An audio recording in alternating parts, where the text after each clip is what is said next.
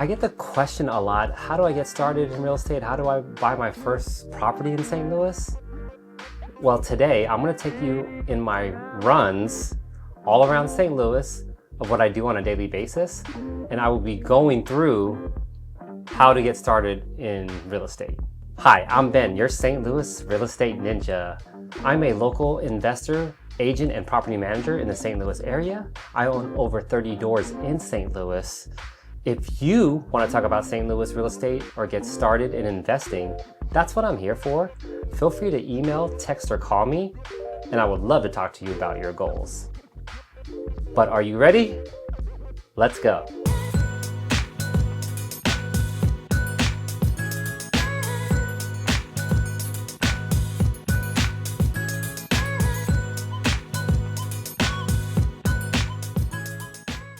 So I started my career in South City, right here in South City. So South City is a good place to start, especially with multifamilies. But there are a lot of shaky neighborhoods as well. I really like this one particular zip code near Tower Grove South. So if you're more in Tower Grove South, Bevo Mill, towards Hampton, those are areas that I really like in South City. So a lot of good rental properties for single family homes are in North County. So you get a lot of affordable properties there with high rents.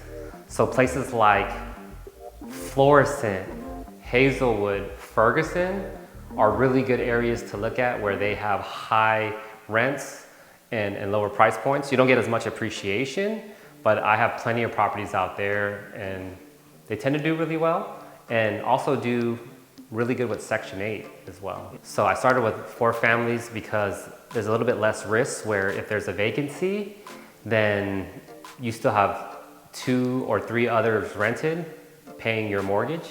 So I do believe that 4 families or duplexes are good at first, and you can build a lot of units that way on your first few properties. And then later on, since I had so much to manage, I went to single family after that because it's just 1 tenant, 1 unit, a little bit easier maintenance.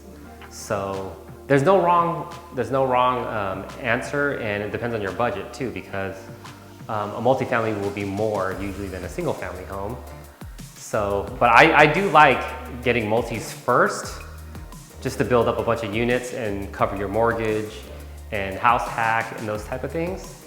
But if your budget's lower and you want to start with single families, they tend to be easier to manage as well. The priority for me is to save money, but still get them something new. It's nice to match, and this apartment is a little bit more high end, so you kind of want to, but both of them are Whirlpool and they're both white. The priority is just making sure that it works and making sure that I can deliver it on time. But of course, I don't want it to be junk or anything like that. I want it to look good as well. And I don't like it having mismatched. So if one is black and one is white, you don't want to do that. That was pretty smooth. Luckily, they had something in stock and it's going to be delivered tomorrow. And a lot of times the first one is more of just proof of concept. Just know that you can do it. Know that you can buy your first property, manage your first property, get a few checks per month, and then build it up from there. For the first one, you should try to get it as turnkey as possible. Just because you might not have gone through a big rehab before. Rehabs tend to be more stressful, more capital heavy. So as turnkey as possible or very minimal to get it rent ready. So minimal might be like $5,000 or less. Ideally, that's where I would like most people to start. A realtor will just buy you the property, but the manager is going to be the one managing the property for years and years to come. Tenants, contractors, the area. So the property management is the most important piece. I do believe that you should manage your own rental properties at first if you live in that town. So if you're an out-of-state investor, most likely you're going to need a property manager. But if you happen to live in the same market, it would be really beneficial for you to manage a few tenants up front.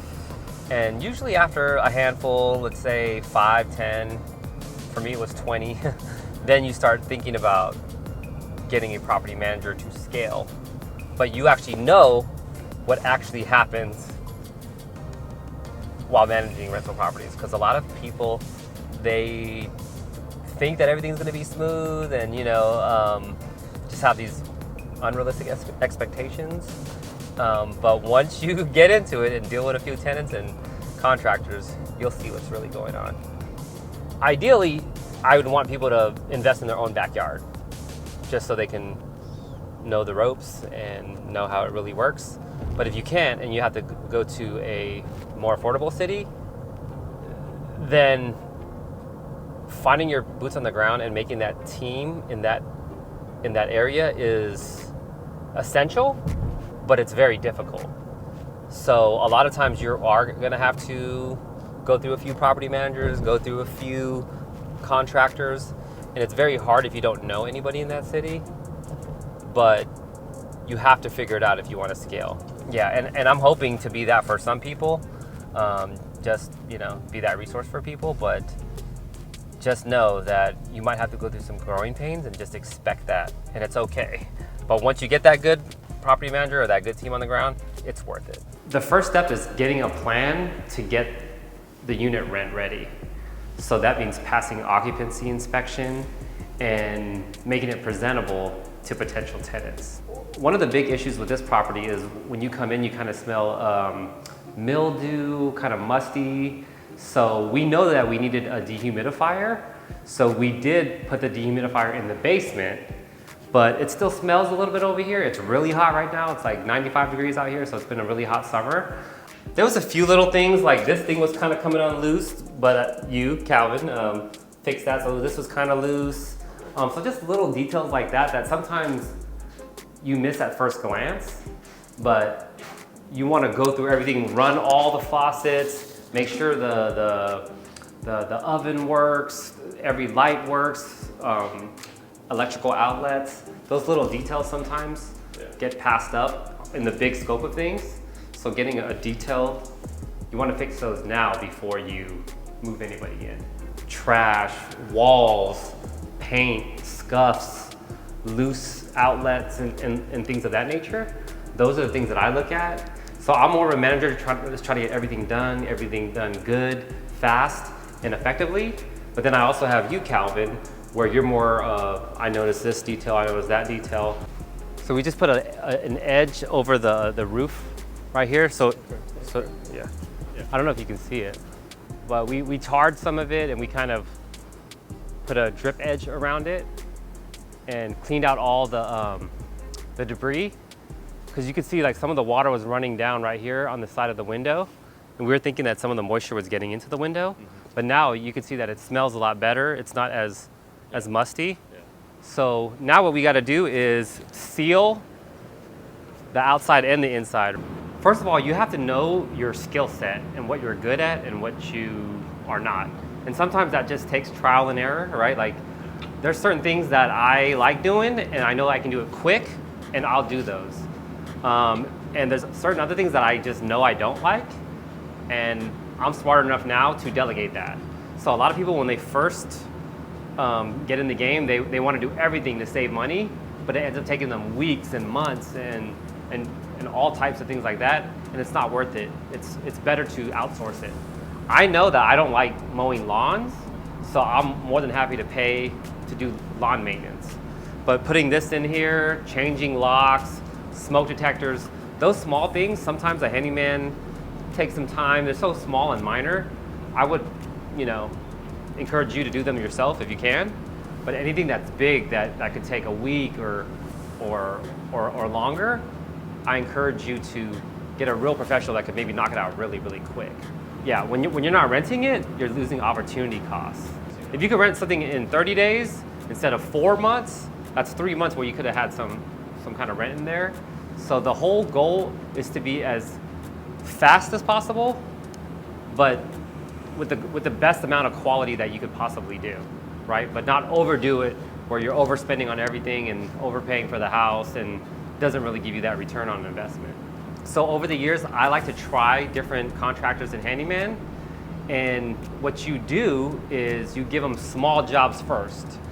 You know, paint this room, install this vanity. Do that a couple of times first, 2, 3, 4, 5 jobs.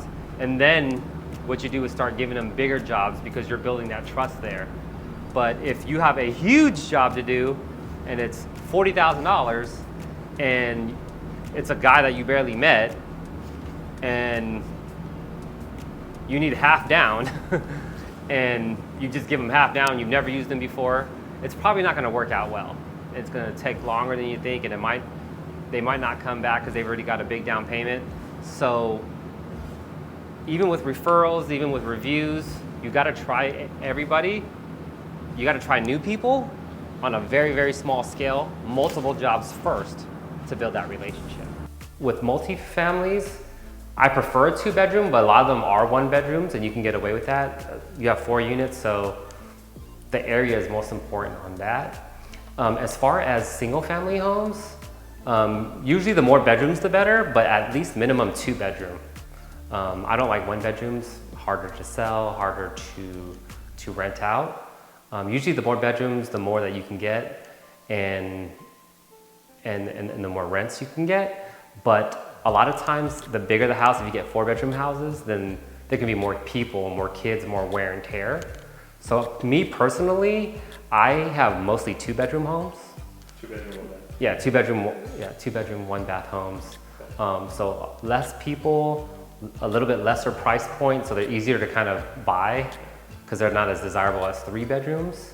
But yeah, you get more rents for more bedrooms. So 2 to 4 bedrooms is ideal for single family homes.